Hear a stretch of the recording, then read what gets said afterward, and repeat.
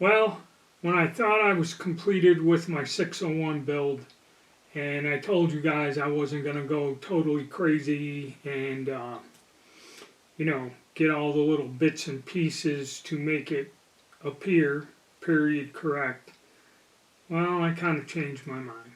The retro guns, um, the early ones especially, they're not popular. Brownells only ran them, I think, for 3 years, then they stopped making them. Fortunately, H&R makes them out of PSA, and to get a 601, you have to do a little work to it. You're not going to find it. Nobody's making a 601. Okay, they make 603s, 604s, which is close, and I kind of use this for the build. But nobody replicates a 601, and even when I seen a video from 4 years ago when Brownells still had 601s, it is much like this gun here, like mine. They had the gray finish, but different bits of the gun were black. Okay, so I said I'm not going to get crazy and get all the little safety selector, bolt catch, all that other stuff, and get it period correct. Well, I kind of changed my mind. I found a place that had all those pieces, and like I told you, this project was 1,335.03 units. Well, I decided I'm going to swap out the charging handle. I just got a gray one. I'm going to keep the black one for something else, so I'm not going to count that. But I gathered up these other parts and pieces that were all specialty items, and that total come out to 184. We're going to round it off because there was an extra part in there that I needed for something else. So 184 units added to the grand total now has brought it up to 1,519.03 units, but other than the buffer and a few other internal things or something, and the twist rate was 114 on these, not 1 in 12. This is about as close to having a replica 601 as you're going to get.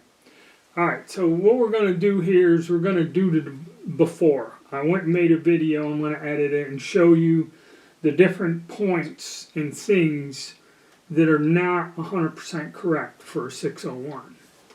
And we're going to cut to that. Then when we cut back, I'm going to show you the parts that I got to be replaced.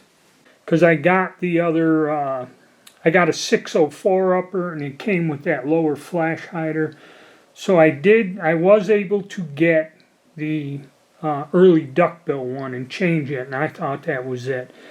But then I found out there was a place when I was searching for something, when it comes to the 601, the bolt catch, the safety lever, and the mag catch and lever, I'll go on the other side and show you, they were different, okay? And I found a place that had them, and actually the safety lever and this bolt catch lever were extremely expensive, but they were the exact replica of the, which should be on here, on a 601. So I said, you know what? Probably if these things sell out, they'll never be available again.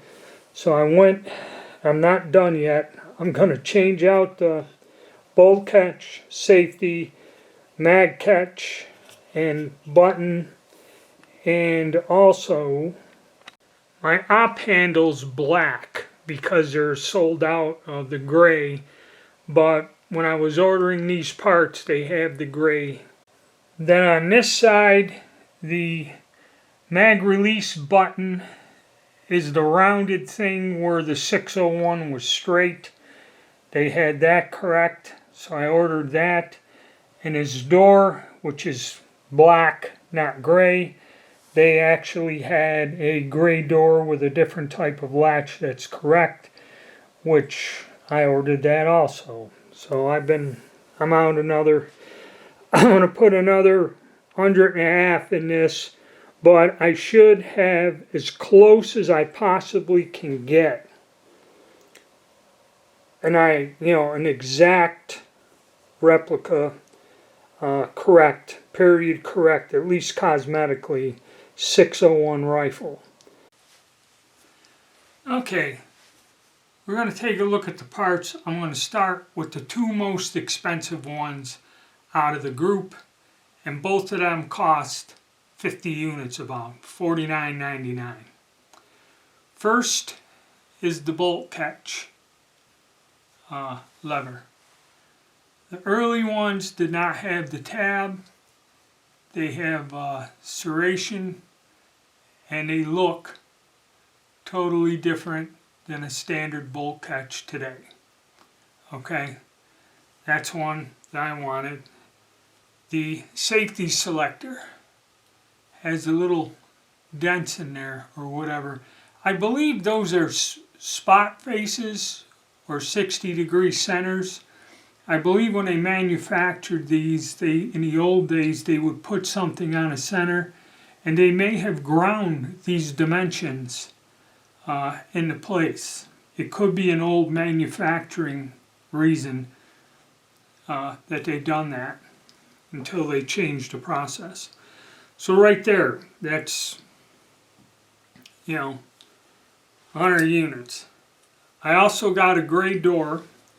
They said this is the correct door, something about the size of the pad and the way that the latch and the detent and all that's made.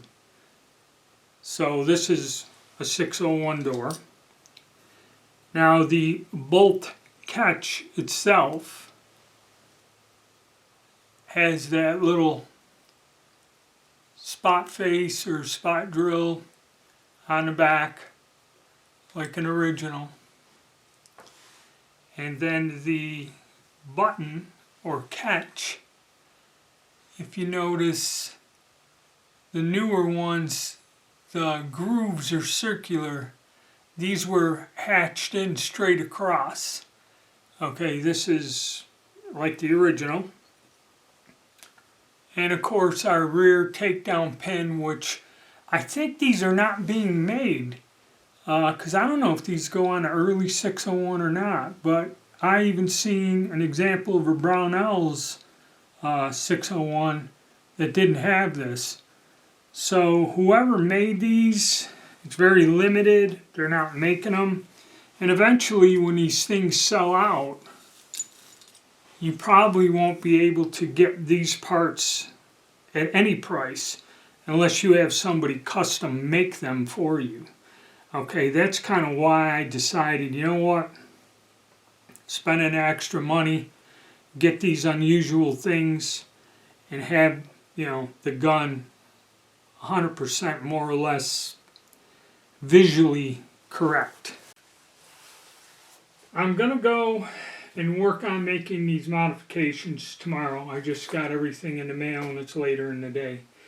And then once I do the changes and swap out the parts, we'll come back and we'll look at the difference, and you'll have a video showing you before and after. And then I'm going to say, I hope, that the project is complete. Okay, so hang on, we'll get to the changes made here in a second. Now we have our 601 with all the final upgrades to get it as close as we're going to go. And it wasn't inexpensive. So I added a sling here. Basically they're M14, M1 Garand slings, the early ones. And what we've done is we put a 601 dust cover. The front takedown pin came with the actual build, and we have the mag catch button, which has the serrations that go straight across other than circular. We have, you can see the safety lever, with the detent, and the rear takedown with the little dimple or drill hole there, and a proper colored operating handle, the triangular type. And I've opened the dust cover door to show, I guess, how it attaches, or the detent and latching thing is correct for a very early 601 style. Now on this side we have the early style bolt catch that doesn't have that nub on there. We also have the correct magazine catch with the dimple on it. There's our safety selector with the dimple, and we can see the dimple on the opposite side of from the rear takedown pin.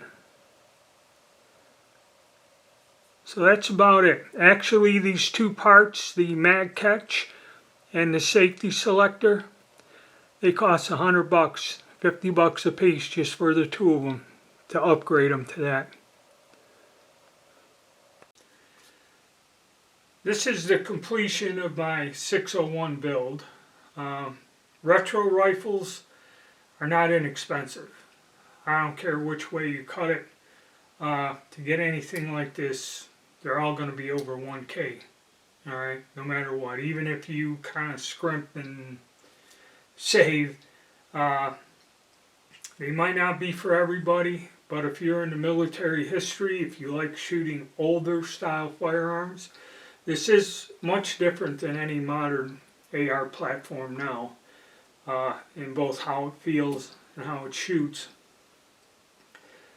And it looks like I'm going to go on with all the spare parts and that I took off of this. I'm going to do another build. It is not going to be as intense in this. Actually, what it's going to do is use up the extra parts, and it will not be period correct with a 1 in 12 twist barrel. It'll be with a 1 in 7, because I'm very curious how this old system will work with a modern twist rate barrel on it. I can go side by side with these out and shoot them. Alright, thank you and stay tuned.